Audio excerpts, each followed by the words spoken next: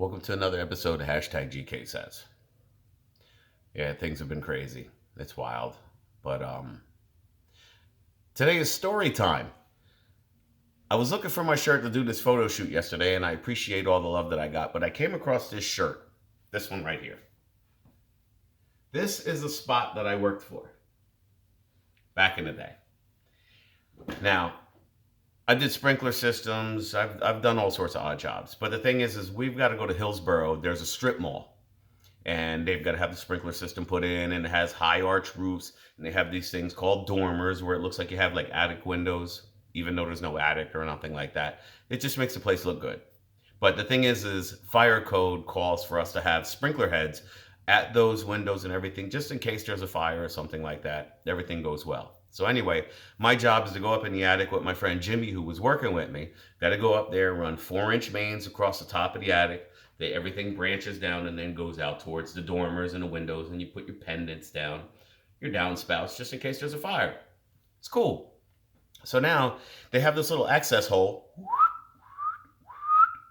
where I'm trying to draw a square without looking. But anyway, 15-foot high ceiling. I've got my rigid cutting machine. I've got all my nipples and pipes and everything. Let's say they're over there or right about here somewhere. Anyway, we go through the access. And I'm up there and I'm with Jimmy, and I've got two 18-inch pipe wrenches. I've got threaded rod pipe holders. I've got my pendants and everything. I've got my adjustable wrench. I got my pipe dope. I got everything on my tool belt, and we go up in this attic to do this. So now we're up in the attic. Jimmy's on one side, I'm on the other. I'm making sure all my Warlock connections are all good and everything so we can air test this later. So we're putting in everything. About 20 minutes goes by, and I'm walking, and now I got to walk across these beams. In your house, residential, every stud is 16 on center. Anybody who builds knows this. 16 on center. Rafters, joists, everything is 16 on center. Commercially, everything is 24 on center, which is 2 feet wide gap. No biggie. They use less material than they architect this all out. So anyway, I'm up in there, and it's a high roof. I'm not on the roof. I'm in the attic.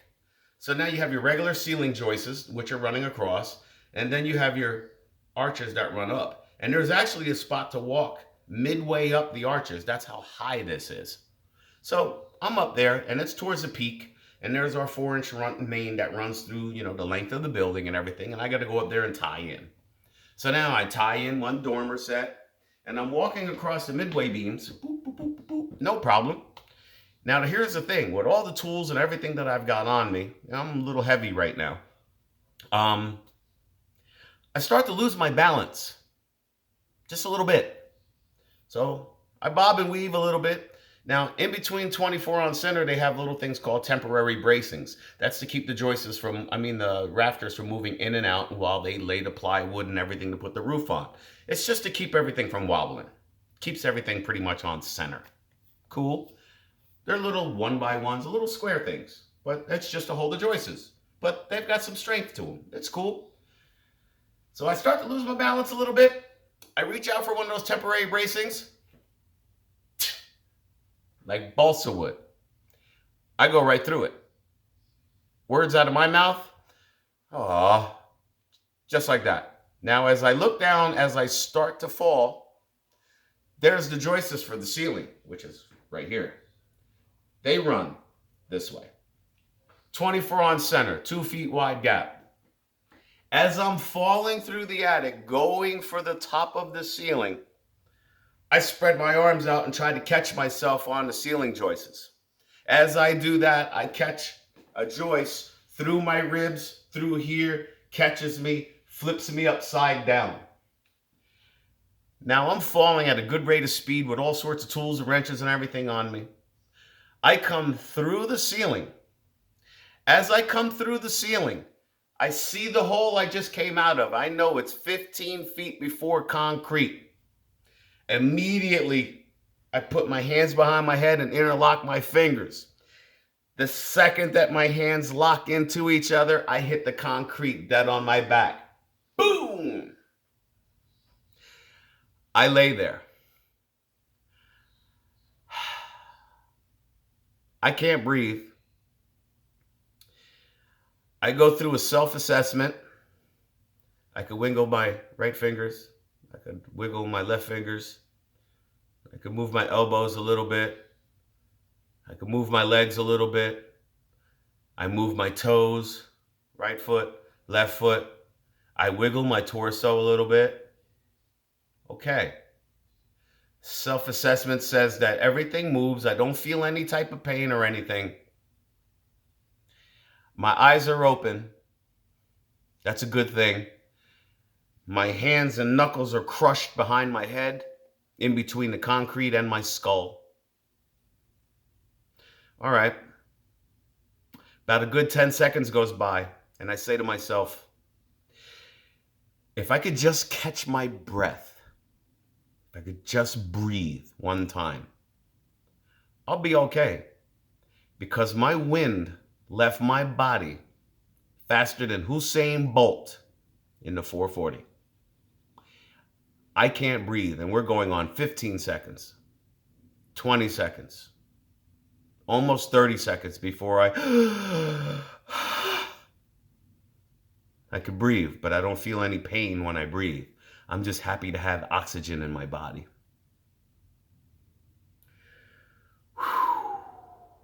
I lay there and I'm contemplating life. Meanwhile, Jimmy's still in the conversation that we were having when I was in the attic. I hear Jimmy up there talking away. I'm laying on the ground. I can't make a sound. Nothing. A few seconds goes by. I hear Jimmy say, "You know what I mean, Kel?" No response. He was like, "Kelly," because that's what everybody called me, my job. No response. I hear some moving around in the attic.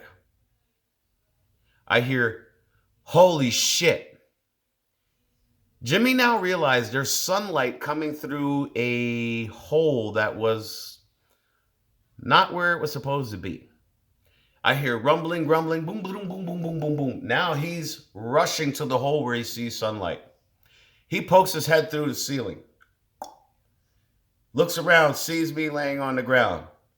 My machinery and everything, which I almost hit, 6, 7 feet behind me.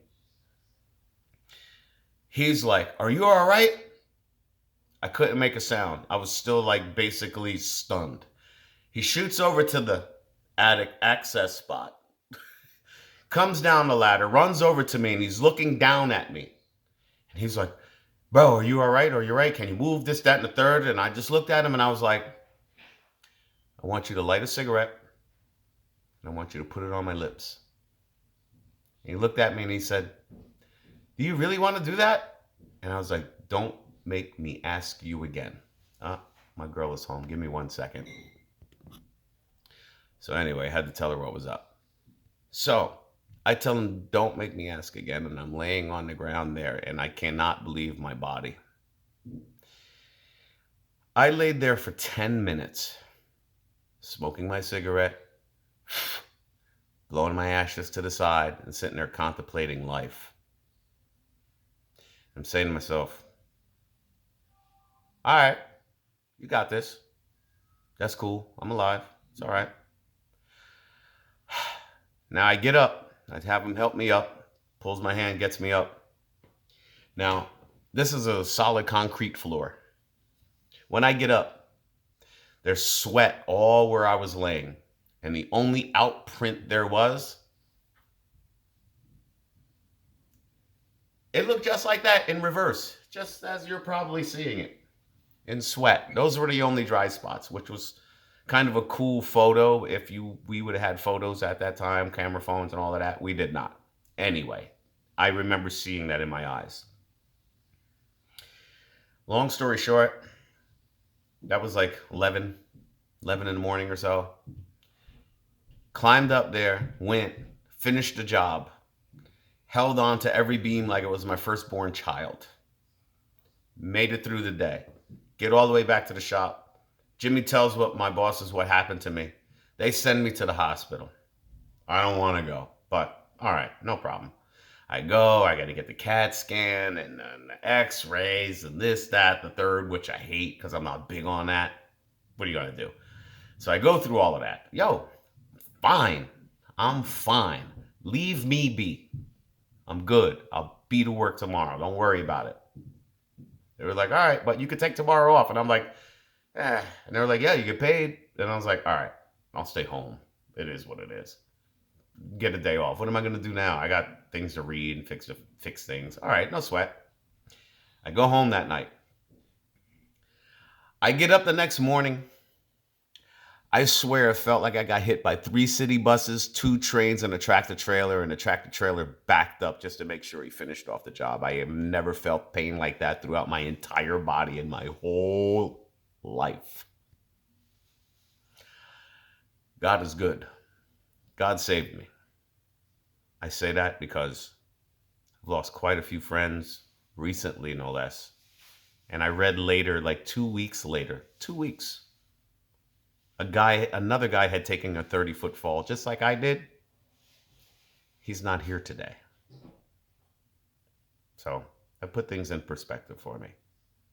So now I jump out of planes, jump into race cars, jump into all sorts of stuff and cliff dive and everything like that because I figure he doesn't want me yet. There's things that I have to do here and things that I have to struck and people's lives I still have to affect. So I'm still here. I'm living in no fear because there's been a lot of times where he could have took me and he didn't. The real good ones die young. I understand that. I might be good, but there's things I got to do. Life is crazy like that. But make your plans. You want to live every day as though it's your last, but you want to plan for tomorrow just in case you make it there. That has been my motto for like the last 30 years. I don't care. At the same time, I've got to plan and make provisions so the people around me who love me and everything know exactly what to do with my body and my property and things like that because the state will take everything. And I'm not having that. I will haunt all of you. Anyway, taking a long time.